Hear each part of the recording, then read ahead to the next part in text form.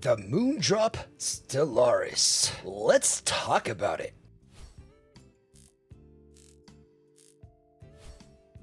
This is a Moondrop planar IEM that's about 2 years old, and this was sent out to me by Apos Audio. I do not get to keep this, and this will return to them here shortly. Let's start by talking about the build quality of this very pretty IEM. The comfort of this IEM is pretty decent. It has kind of a different shell, like kind of unique style, almost like a bullet with like an extra driver at the end. It fits me fine. I don't have any problems with it. I like the metallic shape and design of this, but it doesn't really fit as well as we might want to. The foam filters can fall out of this, so be careful of that. It is nicely marked left and right. I like the front of this. I just think it's cool. You know, it just kind of has that little screw thing and everything kind of sparkles out from it. It's a nice blue and gold design. No problems with the build, but it is unique and not my favorite fitting IEM. It has a nice carrying case. I like the build quality and feel of it. It's kind of velvety and felty inside. It's pretty nice. I like it. The cable, right-angled connector, boo. The feeling of it's like a single strand wire, kind of lame. It does come to a nice Y split. I like the design of the Y split, and the chin sliders. It's functional. I like how it has different right and left-sided connections for this, so you can see which one is which. You know, this is a funny IEM. I kind of like this IEM, but I also kind of hate it. At this price point, I would expect a great deal more, and that's kind of what you're looking at. Whenever you're looking at IEMs, you're looking at multiple different IEMs. This being a 2-year-old IEM, I would by no means say it's a bad IEM, because there are very few bad IEMs, but there are a few particular concerns that I have with the sound of this that don't just relate to the, to the build quality. There's some sonic things about this that make this, to me, not super competitive in the market. And I want you guys to note that most IEMs are pretty good. And this IEM is pretty good. And you might listen to this IEM and absolutely love it. I want you to tell you guys, that's okay for you guys to have your own opinion. This is a hobby. And sometimes there's people that just want a straight up IEM. Oftentimes you can get an IEM probably for cheaper that might be better for you. So let's start by looking at some graphs. Okay, you'll notice that there is the little ad that is popping up here on my screen where it's coming up. You could buy this on Hi-Fi Go. I got this sent by Apos. I just wanted to be clear about that. This is a squig link type thing. I know a few guys have moved off squig link. I see really no problems of not to, and so for me, I'm just gonna probably keep it. But if you guys have thoughts or opinions on whether the new ads are prevalent, feel free to comment on them below. I'm kind of middling about it right now. I'm happy where I'm at, but let's look at this graph. I mean, the graph, there's a little bit off of channel matching, so we're going to go ahead and sync this together to get a better idea of what this looks like. This is kind of what this looks like, and I'll show you another graph of somebody else here in a few.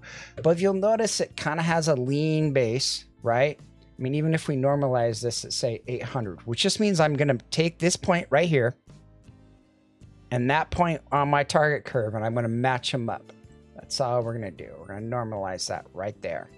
So now you can tell that, its base shelf is kind of okay when it's normalized right there. But look at the treble. Look at the air. Look how much stuff is going on here. And this is what's not okay. Now, if you're someone that's after a very airy presence, a very punchy, vocal-centric IEM, this might be for you. But we're going to look at a few others and talk about them before we move on. Now, this is a Moondrop Aria. Now, this is something I bought, and mine had some filter issues, and I wanted to share this with you guys and see how peaky and crazy this one is. This is what I consider kind of a crazy, peaky, broken IEM, and this is kind of what the Moondrop Stellaris is. And so I wanted to be really clear and concise with you guys that This one has a lot of error, a lot of issues right here and here that I particularly am not a huge fan of. Let's look at this on Mark from Super Reviews graph, and you'll see the Stellaris versus the Aria. Now, why am I showing this to you?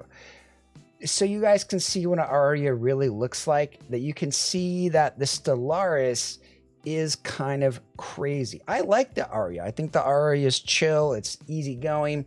I probably would go for the Aria 2, but because the current Aria is a little bit old and the build quality of the Aria 2 is really nice. But you look at the Stellaris, look how much peaky, crazy energy there is. That's kind of my concern and what I'm talking about. There's just a lot of energy in this IM, and it's something to note. It's also something to be weary of if that's something that bothers you. For me, I get really sensitive to the 4 to 6K region, and like the 6 to 8K region bothers me a lot. If it's not sloped down, like this peak right here bothers me. Strangely enough, I really don't get bothered by kind of shouty vocals around the 2K, so it really doesn't bother me. It's this peak and this peak, the 8K, and all this energy up here that bothers me on this particular set. Let's look at a few others. One that I would recommend for you guys to consider would be the Moondrop May. This I want to say this is available on Apos and most stores. This is a really nice, has a nice base shelf, has a dip from 4 to 6K. You know, it has this nice, even kiltered graph. Now, don't get me wrong, it doesn't have the greatest sound. It may not even be the best at that price, but I think this is something that I personally like a lot more, and I think might work for a lot of people. That's half the price of the Stellaris. Another one, the Moondrop Aria 2. Another one, I really like the upper mids of the Aria 2. Like it eases this peak, has way less energy through here.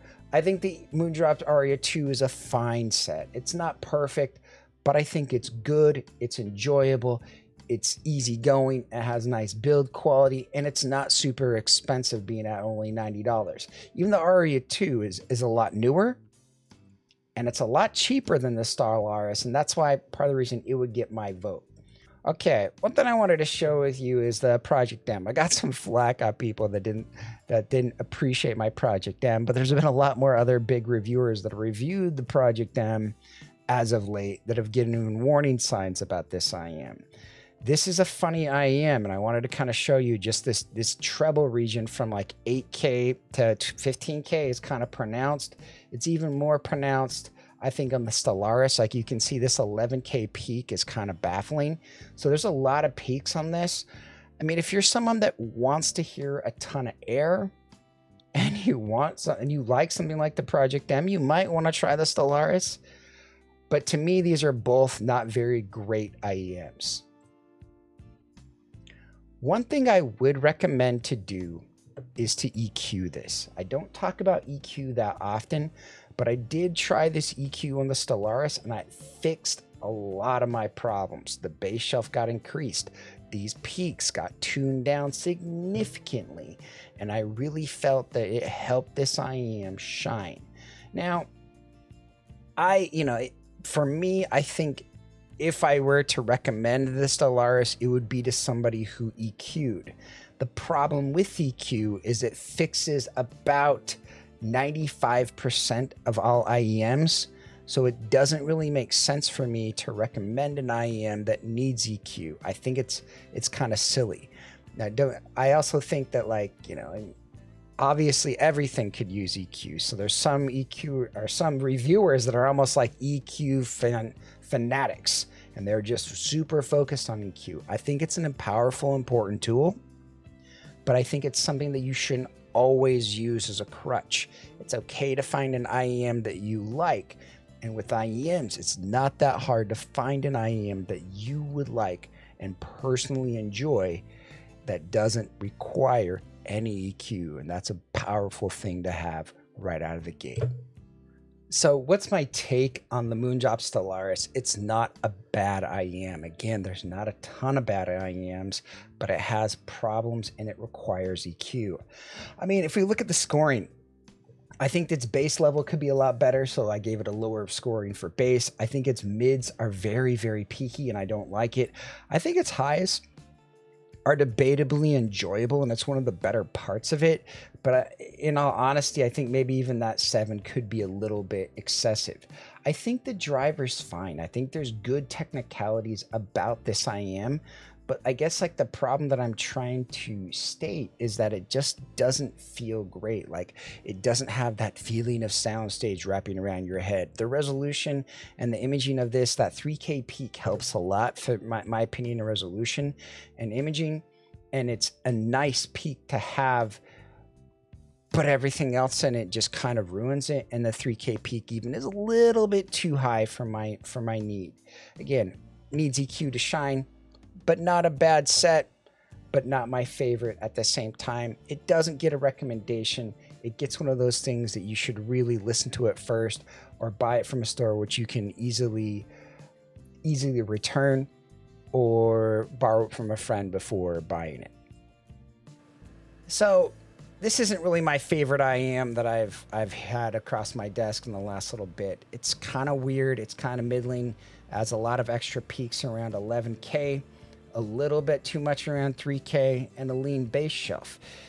It doesn't sound bad. Again, some people are going to listen to this and like it. The problem is that 90 to 95% of all IEMs sound good.